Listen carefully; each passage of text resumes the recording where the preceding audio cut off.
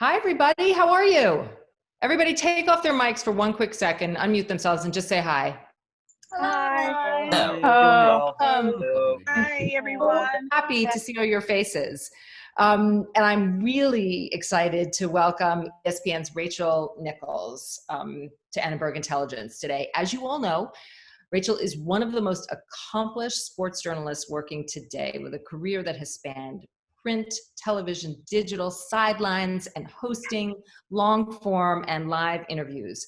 And when you all think of the big stories in sports, not necessarily the wins and losses, although heaven knows she's been there for many, many of those, but really the culture shaping stories, the stories that get at the issues beyond what's happening on the court or the field: gender equity, domestic abuse, police brutality, mental health, just to name a few. Rachel Nichols is often the reporter driving the tough conversations and the important conversations. And that's what she hopes to do with The Jump, which she described it when they launched the show. We're going to be more of a big conversation. Well, as many of you know, she literally, quite literally, just finished The Jump for today. And she is joining us now from inside the NBA bubble. Rachel, welcome. Thank you. I was a fantastic introduction, and I hope to live up to it over the next hour. Thank you very much. Absolutely. So I just want to let all of you know that we are going to leave plenty of time for your questions, but I'm joined by my co-moderator today, Lachelle Smith. Lachelle's in our Master's in Journalism program. She's also, some of you may know her from the Daily Trojan, where she's an opinion and sports writer. And she really wants to focus her studies in the area of sports and social justice, making her a perfect partner for today's conversation. So Lachelle, I'm glad that you're joining me. I'm going to start the conversation, Rachel, by asking you to share a story that you shared with me over the weekend about returning to ESPN, launching The Jump, and being very clear that you wanted the show to start with, I call it a monologue, you may not call it a monologue. Yeah, no, we do. A format that you felt was an important vehicle for you, for your program, and your viewers. Tell us why. Well, to touch on something you said a minute ago, one of the ideas for The Jump was it should feel like a conversation, right?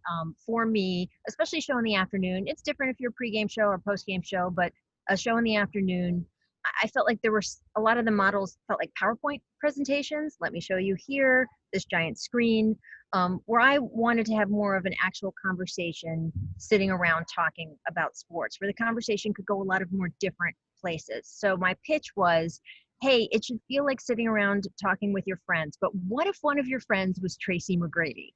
And that was basically sort of the beginning of it. And one of that was, hey, in your living room, if you're sitting around talking with your friends, we don't have a giant screen, right? So it's the whole set is built with like a big table, like a dining room table, so you could sit around and have conversations.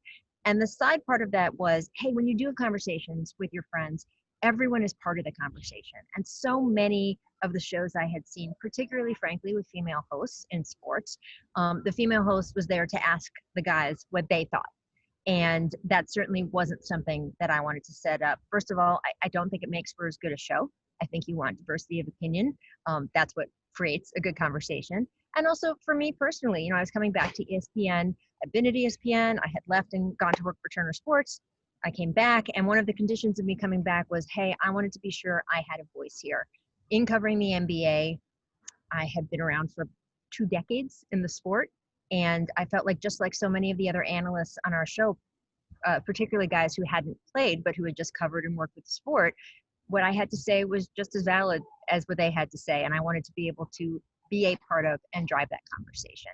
So we set up the beginning of the show to make sure that I sort of had that niche at the beginning to have a voice.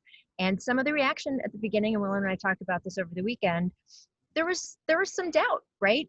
It wasn't a traditional way to start a basketball show on ESPN. We did all those dial tests they do to make sure that, what is audience responding to? What do you hear? And they break it down between 30-second increments. And some of the dial tests at the beginning, the monologue at the top of the show was sort of the lowest rated, most negative audience reaction part. And I had a very, very good executive producer who came to me to talk about this. And he basically said, look, he's like, we can push forward with this, but I want you to know people aren't responding to it. And my reaction was, hey, I think right now the only other woman who gets on at the top of her show and for 3 or 4 minutes tells you what she thinks is Rachel Maddow. Samantha Bee didn't have a show back then. There wasn't anyone else in cable news who was doing that. And my theory was that it wasn't so much about what I was saying, but that just like when they first introduced women into play-by-play and analyst booths, people kept saying, well, it doesn't sound right. It's not what I'm used to. It doesn't sound right. And that was sort of the negative reaction. And I said, I just don't think people are used to women giving their opinion at the top of something. Let's see how it goes. And again, to his credit, he was willing to go with it, even though the numbers didn't reflect my opinion of it. And then I think maybe 6 months later, we did another dial test, and the monologue was the highest rated part to the audience. So it really did seem to be something where they just had to get used to it, hearing a different kind of voice, giving and setting an agenda. And it felt really good to be able to sort of have that be now part of the lexicon and be something that people who are at least viewers of our show are familiar with and comfortable with. Yeah, honestly, bravo to you for advancing that agenda, because it's an important one. We're going to actually play a top of one of your shows, a show you did recently talking about, in particular, Paul George. It's 5 minutes, everybody, but there's a reason that I'm playing the whole thing, because I think when you listen and see it in its completeness, it really drives home and highlights perfectly the ground that Rachel traverses in some of these opening conversations. So Reggie, go ahead and play it. Welcome back to The Jump. This year, it's been so hard, so ridiculous. We've turned it into something as a joke, right? As a way to cope. 2020, am I right? Come see this meme I just got off. But just because we are all figuring out ways to fight our way through doesn't mean it's not taking its toll. And for Paul George, this past week or so, the toll has been all too heavy and too real. Paul revealed last night that he has been in, quote, a very dark place, dealing with anxiety and depression, feeling trapped in the monotony and distance of the NBA bubble. PG found himself getting into his own head, and the worse he felt, the worse he played. Usually the advice for that would be to just get away from basketball for a while, except, bubble. Paul not only couldn't get away from basketball, he couldn't even get away from the Dallas Mavericks because, of course, they're in the bubble too. And he couldn't spend a day just clearing his head by letting his young kids climb all over him. In fact, the only way for him to connect with his family was by picking up his phone, a phone full of social media posts about how terrible he was. Same for when he turned on his TV. And he was playing badly, like historically badly, in games 2, 3, and 4 of this series. Paul had scored just 34 points, total, over 3 games, shooting less than 25% from the floor in each game. No regular rotation player had shot that poorly in a stretch in the past 60 years. Here he is explaining. Underestimated mental health, honestly. I had anxiety, a little bit of depression, just being locked in here, and I just wasn't there. I checked out, and it was, games 2, 3, 4. I wasn't there. I felt like I wasn't there. But shout out to the people that was in my corner, the people that gave me the words. Shout out Laura. They helped big time. They helped get me right, put me back in great spirits. I can't thank them enough. The people who reached out included family, friends, former NBA players, the Clippers team psychiatrist, and then there was Doc Rivers. Honestly, if all Rivers did was coach basketball, he'd still be one of the best coaches in the league right now. But the reason he's among the very best in the history of the game is his ability to manage things off court in times of crisis. 6 years ago, it was Doc who shepherded the Clippers through the Donald Sterling situation. And last night in his post-game press conference, it was Doc again who spoke for the entire NBA, giving a powerful sermon on the Jacob Blake shooting and what it feels like right now being black in America. Hearing Doc talk can just be so cathartic, and it's that same empathy that he provided Paul George between games 4 and 5, sitting Paul down for a long heart-to-heart. Here's Doc describing it, and Montrezl Harrell, too. This is not a normal environment, okay? It just isn't. PG and I sat in my room after the game, and we just had a long talk. Not all about basketball, really. And, several players did it. Guys were knocking on his door. So we just wanted to kind of just get him out of that, man. Just get him out of the room, just play video games, just constantly be around him to show him that we here with him. And I think they did a great job for him because he went out and played carefree basketball. Indeed, he did. Paul looked like a totally different player in Game 5, engaged, confident, and lethal. He hit 12 of his 18 shots. He was 4 of 8 from 3, and he did it all so fast, he made history again, this time in the positive direction, becoming the only player to score 35 points in 25 minutes or less in a playoff game since the shot clock era started back in 1954. By the time the night was over, the Clippers had a 154-111 win over Dallas, a franchise record for the most points ever scored in a playoff game, and a 3-2 edge in this series. So is everything just fixed now for Paul George? No, the human brain doesn't really work that way. But now, at least PG knows he's not alone, and that if he falls into a bad place again, he also knows that he can come out of it. Honestly, in 2020, that's probably the best any of us can hope for. Bravo. You covered an enormous amount of ground. You're all very kind to sit through all of that. No, but again, as I mentioned, I thought about trimming it down, and the ground that you cover from mental health, social injustice, hoops, what it means to be a leader, and also, frankly, I think a window into male friendship and the friendship and support among players. Just to name a couple of the topics that you hit on. Talk to us a little bit about mental health and athletes and how they're changing the conversation about mental health, but why is it a topic you feel so strongly about? Yeah, I mean, mental health is health, right? I mean, I think sometimes what we've been missing, especially in sports, and in sports, we spend so many hours and teams spend so much money rehabbing guys, surgeries for guys, equipment to help guys be more successful and get more out of their bodies. And they have a whole physical weapon up here that I think teams are just starting to understand and unlock.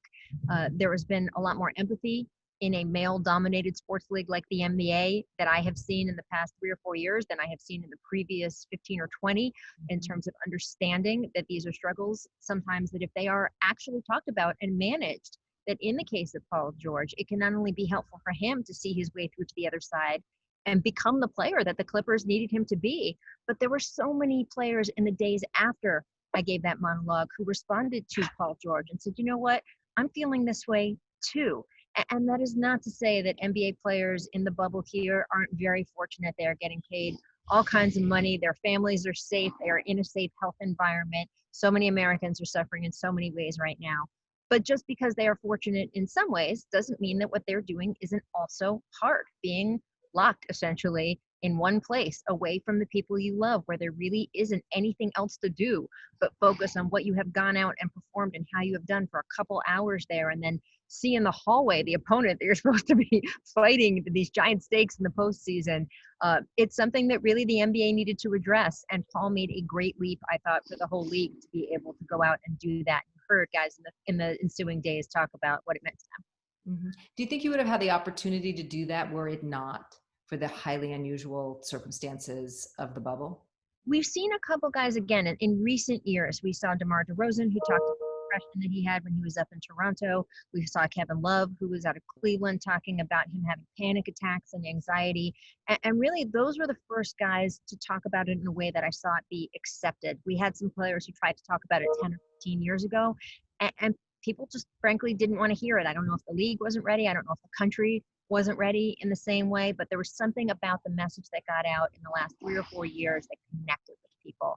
And we've seen really a real change, and we've seen the players union take this issue on as well and make sure that there are more resources for their players, not only through the union, but individually by the teams. You heard Paul George mention his team psychiatrist, Laura. Thanks, Laura, right? That was Laura, their team psychiatrist. And the fact that teams just have those now and that is part of sport medicine, I think is really important. Yeah. And you know, as you so clearly and feel so strongly about, this is a national issue. It's actually a global issue, and sports is just one vehicle for us to increase awareness, decrease stigma, and really begin to have meaningful conversations about it. I want to touch on another huge issue just to get your take on it, and I know we're going to double back to it later, but racial justice, perhaps the biggest, most consequential conversation of this moment, one that you are having on your show, one that certainly is being had in the bubble. What has it been like for you to watch the players in particular, certainly in the NBA, but in other sports, but you really had a unique vantage point on the NBA, drive the message of this moment, find their voices in this moment, and really push for racial justice? Yeah, I mean, it has been fascinating. It has been exhausting. It has been difficult. It has been exhilarating. All the things that so many people across our country are feeling, we have seen reflected here. And it is a crucible, right? Because they're all here together. There's dozens of television cameras. And you were also talking about both here and in the WNBA bubble, which is also here in Florida. You were talking about some of the most visible, the most sort of socially active, the best resourced young Black men and women in our entire country.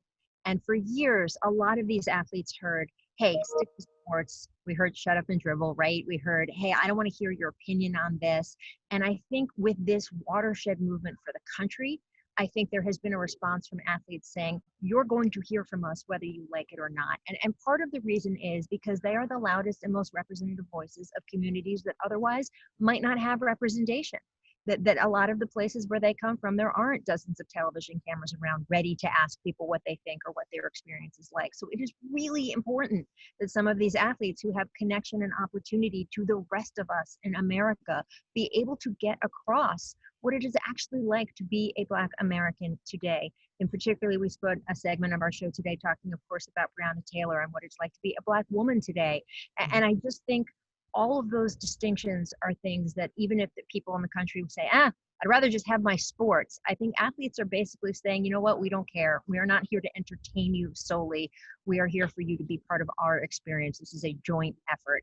And I think it's been a watershed, not just for the country in terms of the larger movement, but really for athletes in terms of seeing that their voice matters. And if people don't want to listen, maybe they shouldn't be watching the sport.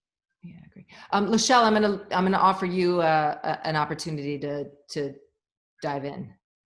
Rachel, you talked about the importance of these conversations regarding racial injustice and the exhausting emotions that come with it. But I have to ask you, what were your own personal reactions and emotions yesterday when hearing that only one of 3 officers were charged in regards to the murder of Breonna Taylor?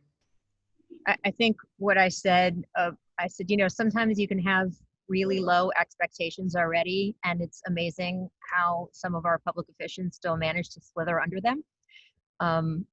I don't know really how else to say it. And by the way, that's not just in this case. It's been happening, right, for decades and centuries. And it's hard. You can expect something and know it's coming. And look, we had all the sort of warning signals, right? And first of all, we had the biggest warning signal of all that took 6 months for them to even get here. And we had the warning signals over the past few days when they're calling in the National Guard and telling police you can't be on leave. That means that they are perfectly aware that what they are about to do is something that the community and the country is going to have such a negative reaction to. So we kind of knew going in what we were going to get. But it's really hard. I'm going to be very honest. It was extremely hard. And I'm a little bit more together today. I cried 3 times yesterday, including once to an NBA official who looked at me like, he was asking me about where I was going to stand for something. And I literally started crying, and I am not a crier at all. And he looked terrified, which I understand. But I think it's very raw here, and it's very raw for so many of us in so many places, but especially here where, again, you heard Paul George say that at one point of the monologue in an earlier topic, but there's nowhere else to go. There's nothing else to do. You can't hug your kids. I've got 2 young daughters. And when you were feeling hopeless and sad or frustrated with the world, one of the best things about having children is that you get to go hug them and get that love. And I can't do that now. And some of the things that I have clung to about hope for our bright future as a country feel very far away right now. And so I think yesterday was emotionally impactful in so many ways. And of course, the intersectionality of it being a Black woman and the way so much of America just does not value Black women's lives the way that we value other Americans' lives. It's so hard to be hit in the face with that over and over. I cannot personally imagine what it's like to experience that. All I can do is sit on the sidelines as a white woman and say, it's not right and it's not fair, and we have to do everything we can to continue to try to make it different and raise the bar. People shouldn't be slithering under it. Wow, thank you. Lachelle, I'm going to let you keep going, and we may take a less than subtle turn, Rachel, because I'm being mindful of the time, because I think we're really curious about life inside the bubble. So go ahead, Lachelle, I'm going to let you keep going. All right. So we all know life inside the bubble it's not normal. That's probably the best way to explain it. And for most of the NBA players, they have described their experiences, which is it's eat, sleep, basketball for them. It's their job. And some of them have tried to find different activities. We've seen Jason Tatum, he golfs, or we've heard of Eric Spoelstra, he walks around the campus.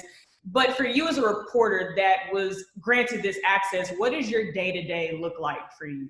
I want to clarify, by the way, that we all say campus. That's what we say. It's not really a campus. It's certainly not now.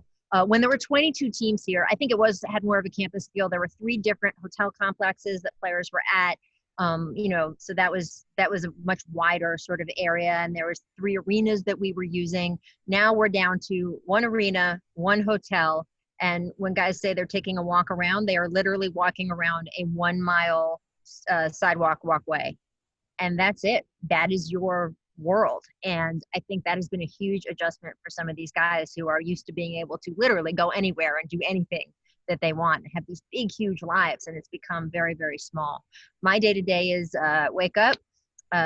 We work on the jump during the day. I write the monologue at the top of the show. That's the first thing. We have a show production meeting, and then I spend a couple hours writing, working on that, work on some of the rest of the scripts for the show.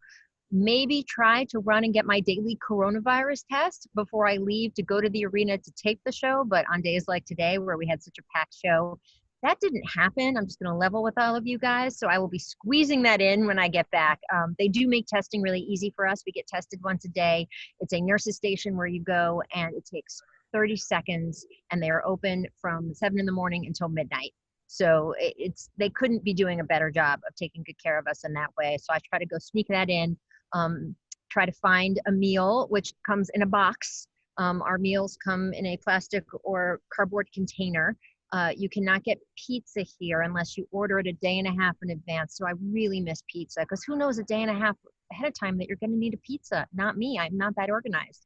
And then I will go back for a game at night. I will be doing that today when it's our game. I am the sideline reporter for ESPN right now for the Eastern Conference Finals and Finals. So I am in the middle also of dashing around and having meetings with coaches and players, trying to get information, do reporting. And then once the game starts, we're putting on another 3-hour show right there to give everyone the game. And then afterward, we do the interviews with the players and things like that. So I normally finish up around 1:30 or 2 in the morning. And we go right back at it at around 8:30 in the morning the next day.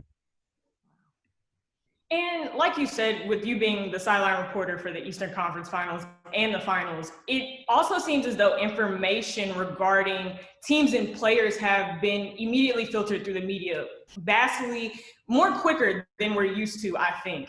And how do you feel with the bubble, how that has improved reporting? And do you think it has been an overload of information for fans to process?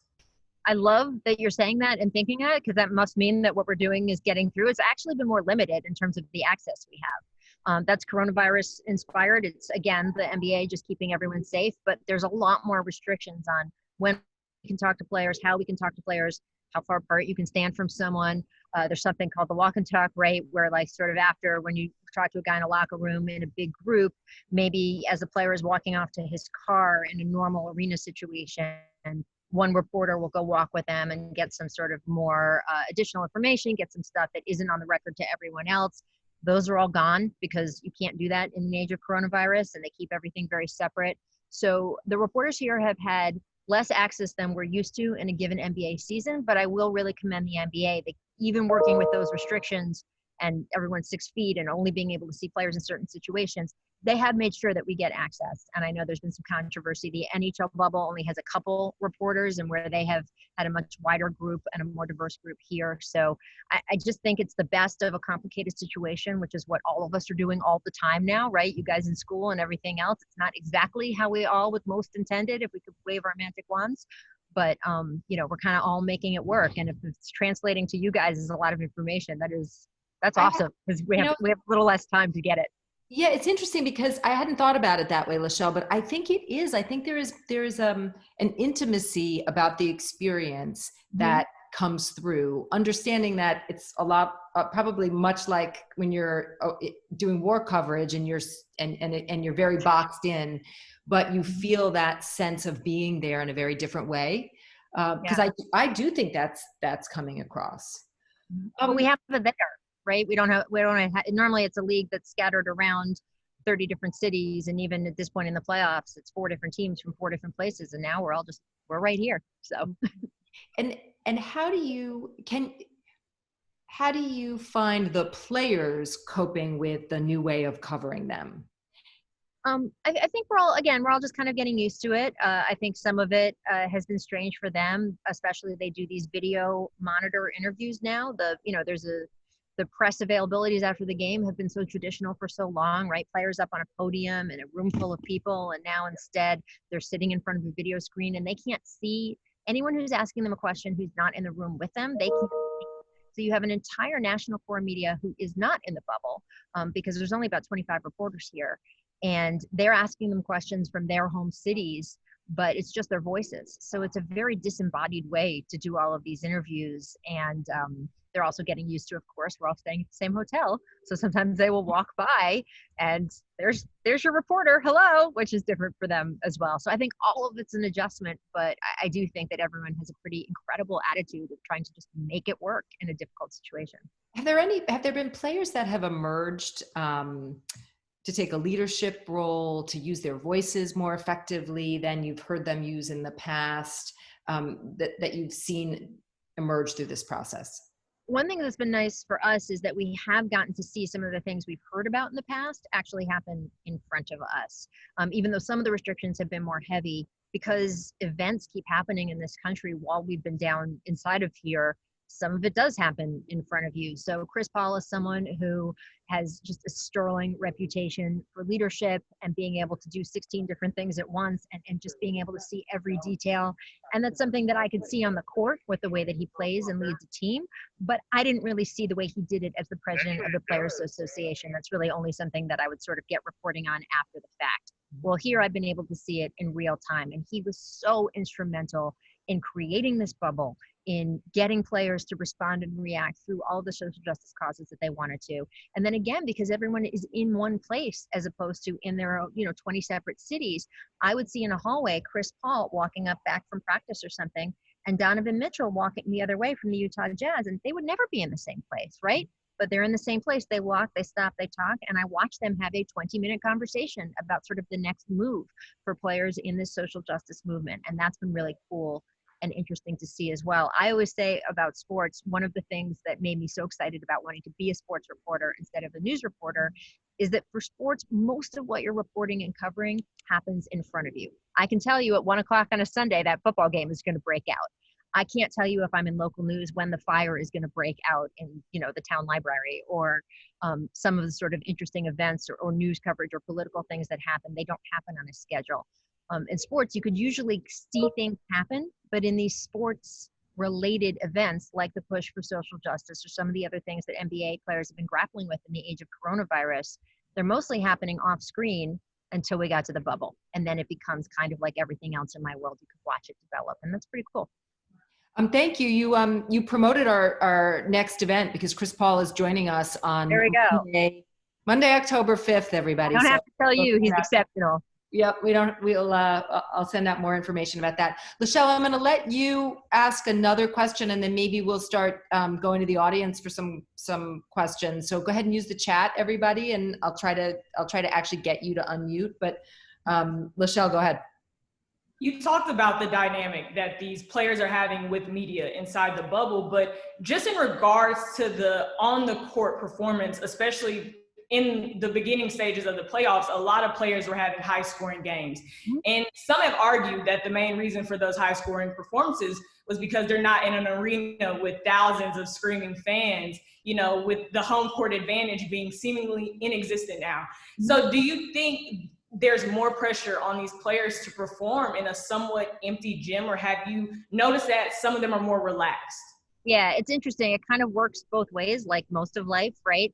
So I think some of the high scoring was because these guys had 4 months off, and the offense comes back a little quicker than the defense. That's part of the thing. It's also what guys like to call a shooter's gym. The way the lighting is, I'm actually here in the arena. The way the lighting is in the gym behind me, you've got dark screens and dark curtains all around, and then bright lights right by the basket. And so it really helps them, instead of having a sea of seats behind the basket, they have basically a high definition basket in front of them. So that's why you're seeing that. And then for the rookies, and we've seen that right now with the Miami Heat, with a guy like Tyler Hero, young player like Duncan Robinson. Duncan Robinson said something really interesting to me in the last round, that they were playing the Milwaukee Bucks. It was a high stakes playoff game. And Giannis Antetokounmpo, MVP of the league, charges the net, does a spin move, big, huge slam dunk. They put in the crowd noise here, as you guys all know. But if we had been in Milwaukee, I mean, the roof would have felt like it was blowing off. Well, it didn't here. And instead, that ball went in the basket. It got an outlet pass down the court, and Duncan Robinson, 20 years old, was like, I can shoot, and shot a 3, no fear, nothing. And he said after the game, he said, you know what, if we had been in Milwaukee, I think I would have been too anxious to take that shot. And instead, he was able to feel that comfort level because it's different here. But it does work in the other direction, because players have said they go through these lulls in the game where they don't have the kind of energy that they would from the crowd. We saw it with the Boston Celtics last night. They had a really flat first half. And Marcus Smart, one of their players, had been worried about it before the game. He and I had talked about it. He said, it's just hard without fans. We've got our families here now, and we've got some team officials, but it's 25 people clapping. It's just very different. And for guys who really have spent their careers feeding off a crowd, they've got to make their own energy here, and it's another challenge. Fantastic. Thank you. Lachelle, are you good? Should we go to you want to go to the chat? Definitely go to the chat. Actually, Kate, I promised you, since you emailed, you got the first question in via email. Why don't you go ahead and ask a question? You can unmute yourself. Hi, Rachel. First of all, I'm just super excited to be talking to you. I've looked up to you for a long time, so I'm very excited.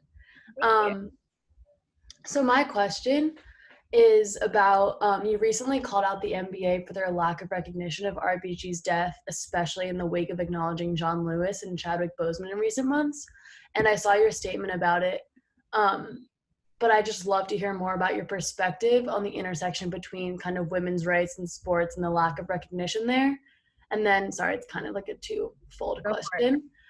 In the same vein, how do you tackle being a successful woman in such a male-dominated industry? How did you, what did you do to get to this point? And then now that you're at the top of the industry, how do you continue to handle that? Sorry. Yeah, I mean, I think for me it's all good. It's all really interesting stuff. I think for me with the Ruth Bader Ginsburg comment, it starts with the fact that the NBA is so good on diversity and women's issues, and the idea that the NBA is the earliest North American professional sports league that I have seen in terms of getting women into the league office, into the front offices of teams. We now have female assistant coaches and several benches around the NBA. This is a sports league that had its mind and heart in the right place before a lot of the peers sort of around the world of sports. And because of that, they now have women through some of the most essential and top positions throughout the organization. And yet visually, we see men on a basketball court. And I do think in this case that maybe there was a bit of a blind spot from the people who run the league of saying, oh, well, we had the Ruth Bader Ginsburg tribute for the WNBA. That's where it was. And the point that I was trying to make is that if you are standing up for equality, which this league absolutely does, frankly, I would say better than any other sports league, the icons of that equality can't just be the people who helped the men. It has to be the people who change things for the women, because the women you work with are such an important part of what makes the NBA the NBA. we wouldn't be able to have these jobs if it wasn't for Ruth Bader Ginsburg. There was a lot of people involved, but she was certainly one of them. And I think I made the point in that piece that you were referring to, if you like being able to have a credit card, have autonomy over your own health or property or money, she was an essential part of that. And the NBA wouldn't have these women in such strong leadership positions making the league better if it wasn't for her. So for me, it was, again, just a bit of a blind spot that they're holding up some of the other people who have been so meaningful and important and legitimately great for so much of the league, but they had to also do the part of maybe their more silent partners. So that was important to me. I do think, like anything else that's hard, right, that working in an industry that doesn't expect people to look like you or sound like you, it can be a little bit more of an uphill climb, and there are challenges that are different, frankly, in my mid-40s than that were different in my mid-20s. And every time you sort of come across a new hurdle, there is sometimes a little bit of like, wait, I thought, aren't we done with this? You know, that sort of thing. And you really aren't. And it kind of goes back to our earlier conversation about race. We are evolving, right, as a country, as an industry in sports, is an even smaller industry within sports journalism. And you just want to try to leave every situation, every room, every job better than when you found it, so that more women can come along the way. Because just like with the league office, we are stronger as an industry if we have more diverse voices. There's just no doubt about that. And so hopefully every step along the way of my path, there are more women coming in behind me. And then, Rachel, I'm just going to ask you, Annenberg is a 70+% female school.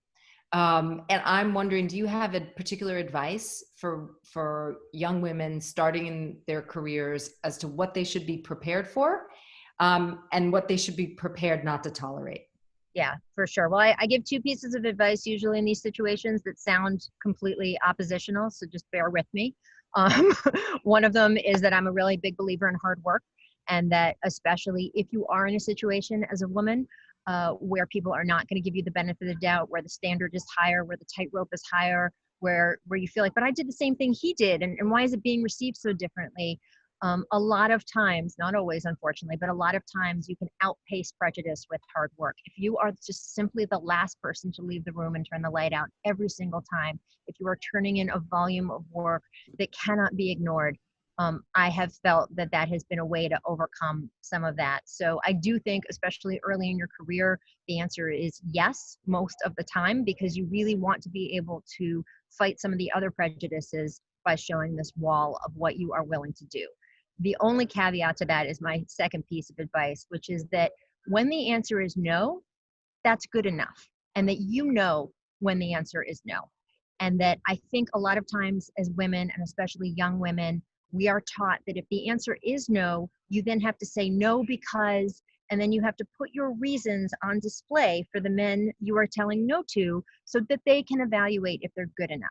And that women often, when they do have to say no in a work situation, especially young women, they say, well, no, because I have this thing and I can't go do that because I have this and this and this.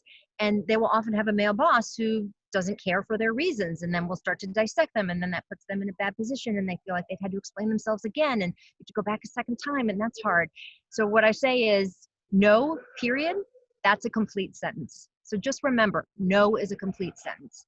And that if the answer is no, and I would say use no sparingly, but when the answer is no and you know that the answer is no, that you just have to say no. You don't have to explain yourself because your reasons are good enough because they're your reasons and that you've already made that judgment. So you don't need anyone else's approval for that.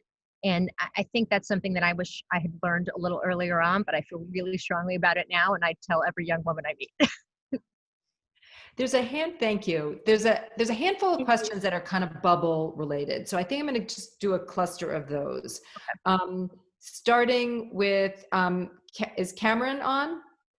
Just Cameron Lewis, if you're on, I can't see you on my screen. I'm here. Great. Do you want to ask it? You want to ask? So, hi, Rachel. Hey, Cameron. Hi. I just wanted to know, what has been your most memorable moment in the bubble? Oh gosh. That's so hard to say. I think some of the games have been really good. I mean, I know there's some big, huge, sweeping, important issues and times and moments here, but also I love basketball. And I mean, we keep saying bubble basketball. Bubble basketball is awesome. Just without travel and sort of the way that guys do really only have basketball to focus on. Some of these games have been incredible, and I've been covering basketball and sports for more than 20 years, and I've seen some of the best playoff games I've seen in this building, which I didn't think was going to be possible, right? Without crowds or without sort of the normal environment. So that was really cool. And then this is kind of a more fungible answer, but I kind of wake up every day and I'm still in awe that this is working. It's a Herculean endeavor. And just when you see the thousands of people involved in keeping everyone safe and making everything function. When they were planning the bubble, we had a lot of time to talk on TV because there were no sports, so we were just doing a lot of the talking. And one of the things we kept saying was, gosh, every answer to a problem begets 6 more problems. And it was like, oh, we decided on a playoff format, but okay, well then how many teams are going to be there and how do we decide? And oh, we decided on this, and then well, what about that? And how, well, testing, well, what kind of testing? And what did you negotiate with the players union? So there were literally hundreds of thousands of decisions that had to be made to get to this point. There are thousands of people who have been working incredibly hard to keep us here. And the fact that, again, and fingers crossed, and I give the people running this a lot of credit, they are not doing any victory dances yet. But the fact that, fingers crossed, we've made it to the middle of the conference finals and everything's held is truly remarkable. And I think in the end, that's going to be one of the things they take away, that this kind of thing is possible. You know, it's kind of the NBA's moonshot, and they did it. Thank you. Eric had a question. Eric Finney had a question about sort of broadcast production and all that's been going on. So Eric, do you want to unmute yourself? Hi, Rachel. How you doing? Eric Finney with Associated Press. I'm just so impressed with the production values and the Annenberg alum, by the way. I just wanted to. I was just impressed with the production values, and I wondered if there was any workflows that I know there's so much going on behind the scenes, but I mean, from your morning rundowns, morning meetings to the creating the rundowns, and is there anything that you think might carry on after the bubble into ESPN's workflows?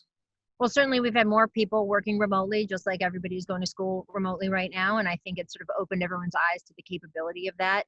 Having more people coming in from more places and doing it virtually is something that maybe wasn't considered prior to this, and now it's just necessary. And I think some of that is going to end up coming over. The skill set I have seen our producers who are here on the ground with us employ is, I mean, it's overwhelmingly impressive. I have producers who have spent their whole life as television producers, which is a really big, huge job. And now suddenly they are camera women and lighting experts and all sorts of other things. It's sort of stunning how much has been done with how little, because again, even ESPN, which is part of Disney, this is the property we're on and a partner with the NBA, there was a limited number of people we could have inside the bubble. And they looked at every single position because they were trying to get the number down, because the smaller the number of people inside the bubble, the less risk there is of any kind of health issue. So it has been crazy how little we've had to work with and how they are still managing to pull all this off. I know I sound like a commercial, but I'm really just, I'm kind of stunned. And I think some of that's going to carry over too. So we'll just have to see.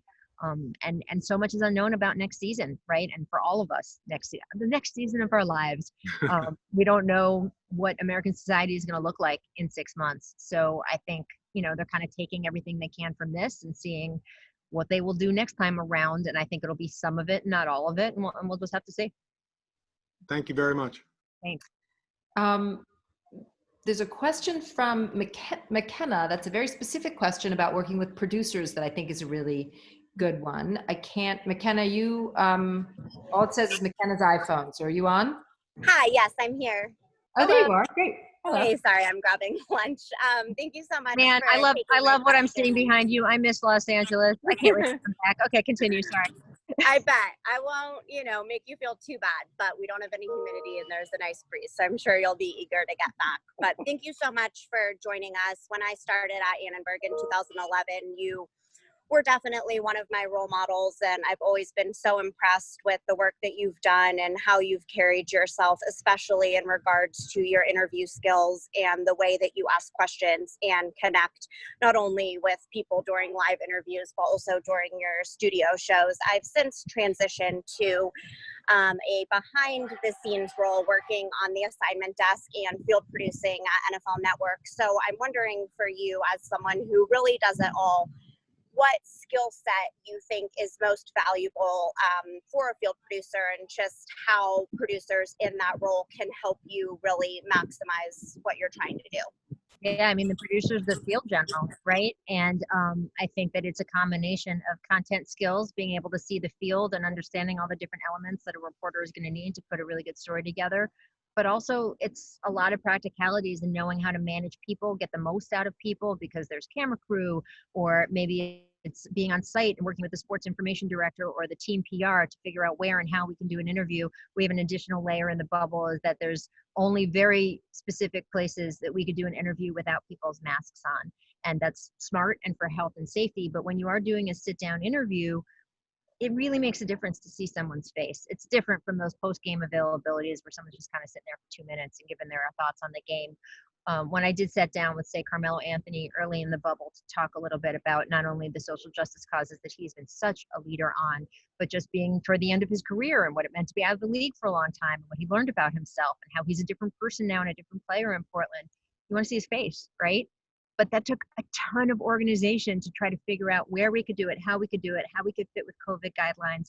There was a thunderstorm in the middle of the interview that we had to stop down because the publicity director of the Portland Trailblazers was like, if I get Melo electrocuted, I will lose my job. And I said, if you get Melo electrocuted, we have much bigger problems, but I understand. So the producer was, while I was in the middle and connecting with Melo and doing the interview, running around trying to figure out where we could finish it because we were about to get rained on. I mean, there was just a million things going on.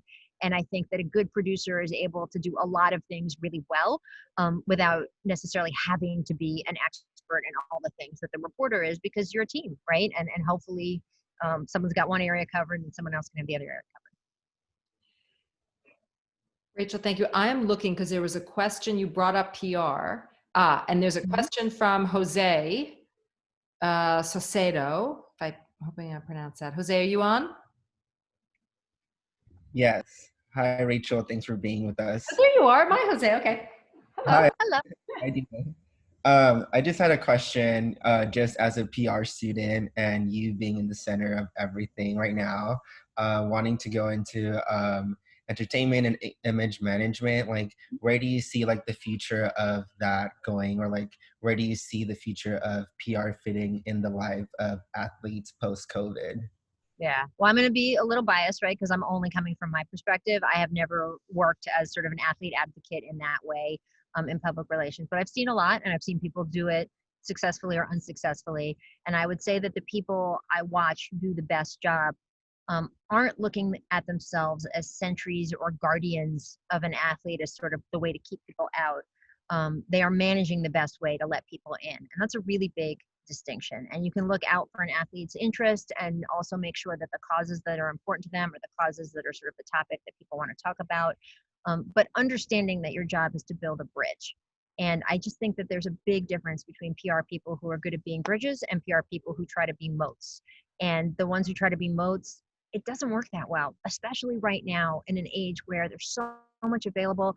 You can't wall an athlete off the way you could maybe 30 years ago, where somebody's only pop at seeing them was sort of when they walked into an arena. Now we see there's a camera and every corner, everyone's got a camera in their pocket. An athlete walks into a restaurant, people can film or see him or her. So I just think that in public relations, the key now is understanding what the landscape actually is, navigating it, and also, frankly, respecting your future your colleagues now who will be the future people on the other side of the aisle from you. Because I do think that the PR people who do try to be those bridges, when something bad happens for an athlete, journalists are human, right? We're supposed to be objective. I think a lot of us do a good job at trying to look at situations as sort of directly and unemotionally as possible, despite the fact that I cried 3 times yesterday. That's a totally different subject. But that, you know, we're human. And if you have worked with someone for years and you feel like you know who that person truly is, you are more likely in a time of crisis to give that person, if not, you know, favorable coverage, because I don't think that happens as much, but the benefit of the doubt and the opportunity to explain themselves. And I noticed this in particular during the steroid crisis in baseball, that you had a couple athletes who were very belligerent with the press, and the representatives were very belligerent with the press. And when that positive steroid test came back, there was no mercy, right? I mean, this was sort of the see, you know, that sort of thing. And then I remembered I apologize, I'm going to get some of these details wrong, but I think it was David Ortiz who has a positive test and literally walked out onto the concourse with all the reporters 3 minutes after the news broke, entertained questions, had good relationships with the people who were covering him. And he gave some of the same lines that, frankly, some of the other athletes had given. I didn't know what I was taking, any of the stuff we heard during that era. But because he had connections to a lot of these people, if you look at the coverage the next day, it was different. And I think that it wasn't the reporters of Boston cutting him a break. I think it just that they felt that they had more of a full picture of who he was. And when there is an athlete in a time of crisis, that's not the only thing about them, right? All of us are a lot of different things at the same time. And if you can help your client show that to the people covering them, that connection then follows to the readers or the viewers, the other people who they're telling to. Mm-hmm. Rachel, on a related note, we're in an entirely different place with players right now feeling compelled to use their voices, right? To use their voices for social change. But before that, we've seen players, athletes of all sorts, getting more involved in philanthropic issues, social issues, all of it. What's your sense of how and where they get their information?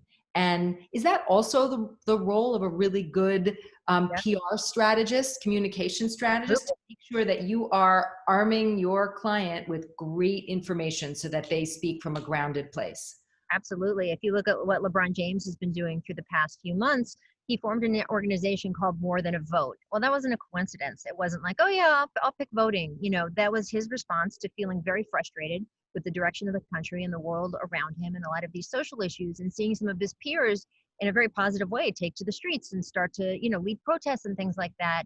But some of the people who he works with, and one of the people he works with is a longtime political strategist who's very familiar with sort of the mechanics of how to make change, really helped hash out with him that voting was something that could really use some education in the community that LeBron's voice carried so loudly.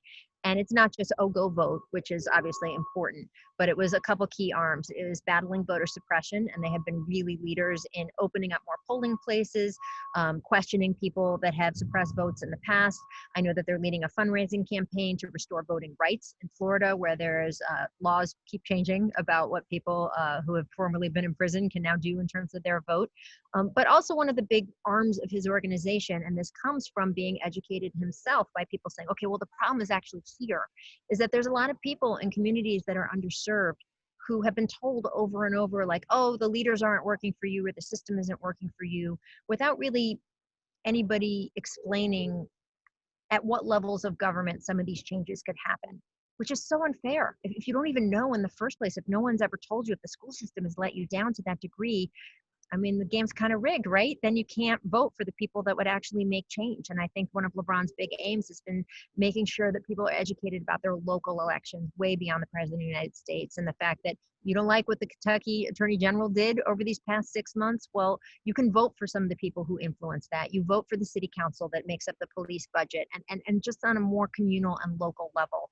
So I absolutely think that if, as athletes make more and more money and add more and more people to their arsenals and retinues, that having someone who helps them with these kinds of issues about the way they can use their voices most impactfully is something we're seeing more and more of, and is hugely important. I'm just going to do a couple more questions because I'm being mindful of your time. There's a really lovely one. So Matthew Airy about UNLV. Yes, that's mine. Hey, Rachel, I'm a big fan. So in 2017, I went to the NBA Summer League at UNLV. Oh, fun. Walked into the arena and got a standing ovation.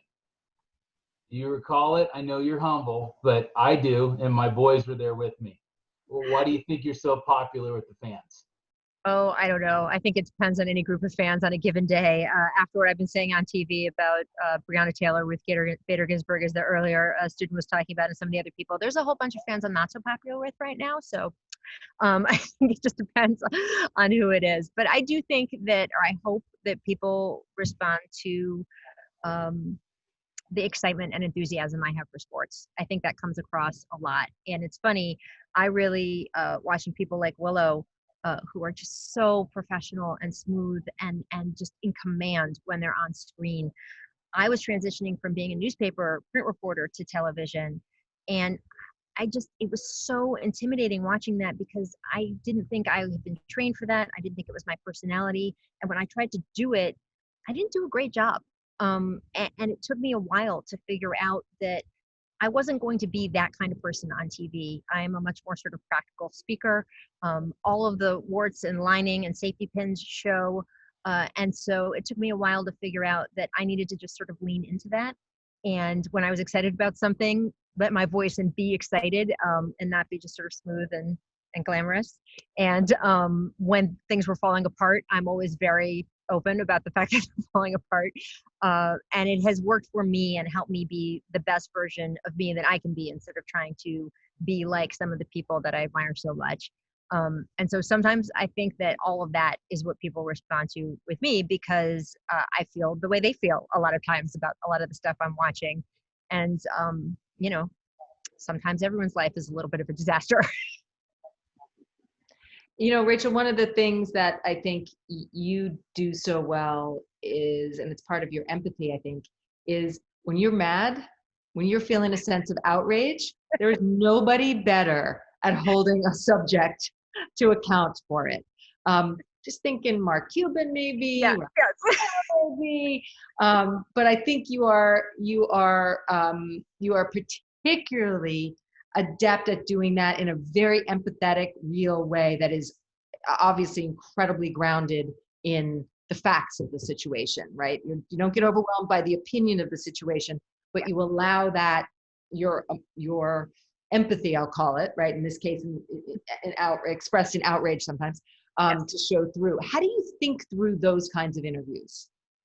Well, with the Mark Cuban interview and Floyd Mayweather and some of the other people, or Roger Goodell after the Ray Rice situation, some of it comes down to it for me of some things are just basically right and wrong. And I remember with the Ray Rice situation, and we had something with Adrian Peterson with his son follow not long after that.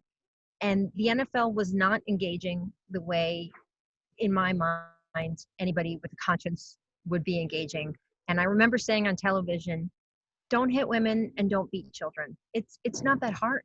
And that I think sometimes when the issues are clear, and with the Dallas Mavericks sexual harassment situations, some of the executives in that office, the situations they were putting women in, it's not that hard. And you don't have to get super emotional or convince anyone about it. The merits of what you're dealing with are so stark that it is then becomes sort of very clear to me of how to display that and move it around and talk to people about it. And I think it sometimes results in actually a good interview. And I thought the Mark Cuban interview is a great example of that, because there wasn't a lot of gotcha stuff in that interview that was emotional. It was very much just, hey, this is what happened. What do you have to say about this? Why did this happen? Well, let's talk a little bit more about that. And my hope is that people watching it actually walked away with more information. And that's the key, right? Is that the interview is supposed to be a quest for information, find out something we didn't know before. And I think especially in those situations, it's important. I can rail on TV. I have a monologue on my show, as we discussed. I can rail on TV and give my opinion, but when you're in an interview like that, and you actually have one of the key subjects in the situation in front of you, I think clarity on what's right and wrong is an easy way to sort of start with that as a base and then go forward. I don't know if that answered the question. It did answer my question. All right, I'm going to literally do one more. I'm going to use the hand signal. It has to be a student. I love our alums, but it's got to be a student. So if anybody has one, I'm scrolling through to look for hands up. And if not, I'll be very surprised. Oh, am I not seeing a hand? Unmute yourself if there's a hand. We do have a couple of hands up, Willow. Fabulous. Okay, I just can't see them on my screens. We have like 8 of them. Oh my God. Okay, so Rachel, can we do 2? Absolutely. Okay. Okay. So pick Jasmine. Mateo. Okay. Hi, Rachel. How are you? Hi, Mateo. Oh man, I love the top of your room. That's great. Oh, thank you so much. Thank you so much. All right, my question's a little silly, but I just been really curious about this, about the bubble. So I was wondering about like how the NBA gives out hotel rooms like to players, because I noticed that early in the playoffs, players were like showing pictures or videos of their hotel room, and it seemed like a normal hotel room, basic. So I thought like, oh, most players probably stay in these rooms, like it could be tough and all that. And then like LeBron like posted like the other week a video of his hotel room, and it was like Right. huge. So I was just wondering, like, do players get larger rooms as they advance in the playoffs, or do some like superstars get some like special treatment? Something like that. Well, they definitely they've switched hotels around a couple times as the core of teams has gotten slower. So we started with 22 teams, which is a lot to manage because it's not just the players, of course, it's the coaches and the training staff and the equipment staff and the operational staff and everything like that. And so they started with 22 over 3 hotels. Then now we're down to just 4 teams. When they started, they gave preference to the teams that had been the higher seeds, and then they gave them a block of rooms to distribute as they saw fit. So different teams made different decisions about who got which room, but it kind of makes sense, right? That if teams had worked so hard for home court advantage and then just weren't getting it at the end of the season, honestly, getting to have a quote better hotel room, I think they would have traded it for home court advantage, but at least it was something. So I think that was part of the give and take. Thank you. Sure.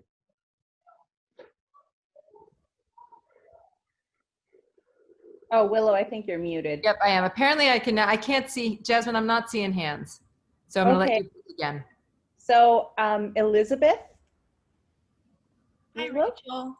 Thanks for joining us. You have a cool room too. I didn't ever put lights up in my dorm room or anything. Man, I could go back and redecorate. Go ahead.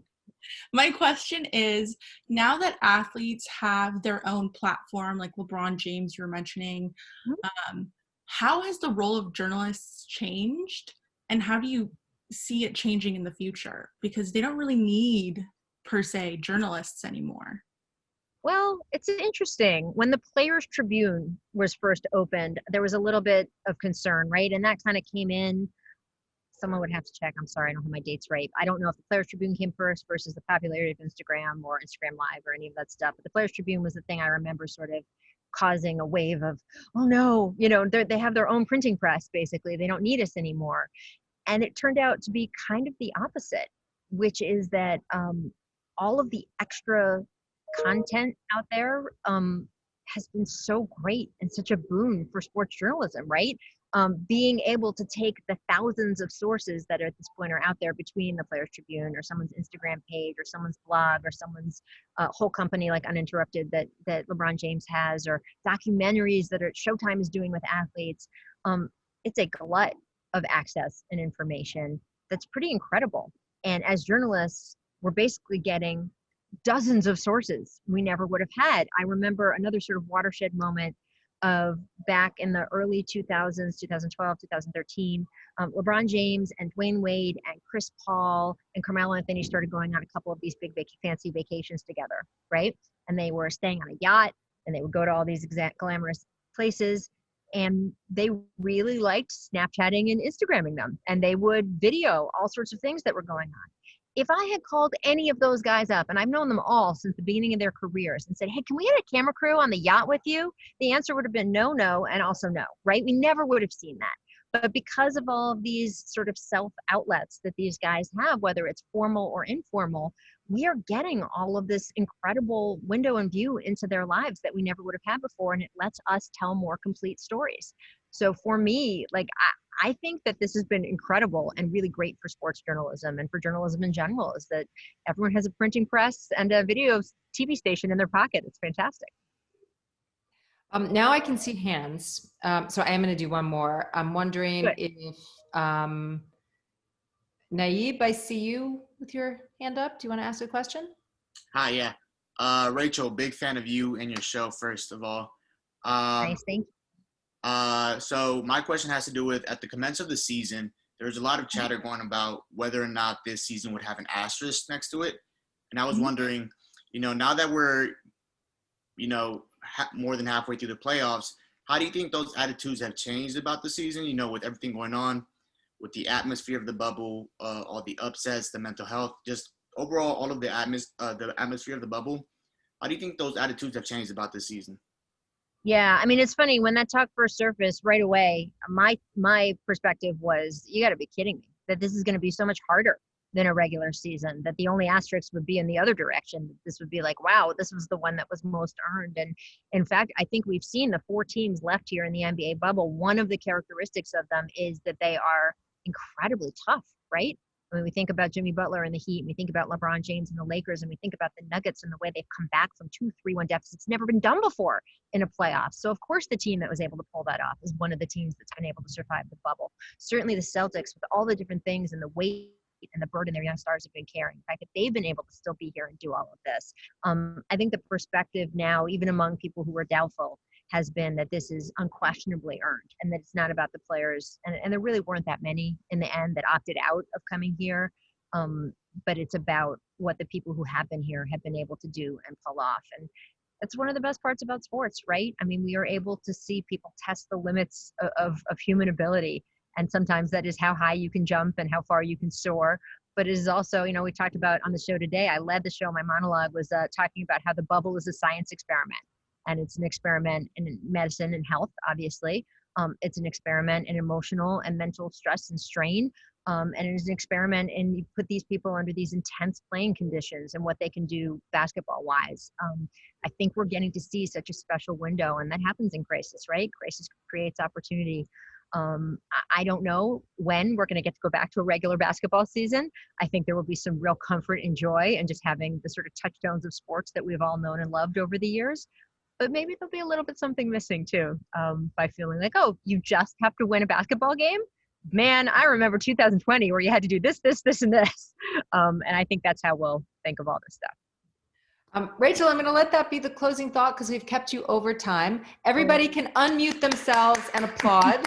You can have real applause. You can have your hands up applause. Thank you. Thank you. I have been hoping that Rachel would join us for a really long time, and her travel schedule has mostly prevented it. So thank you to Zoom. Thank you, Rachel, for making time for us from the bubble, and we'll be watching. Thank you, Rachel. Thank you, Rachel. Thank you, Rachel. Thank you so much. Thank you. Thank you.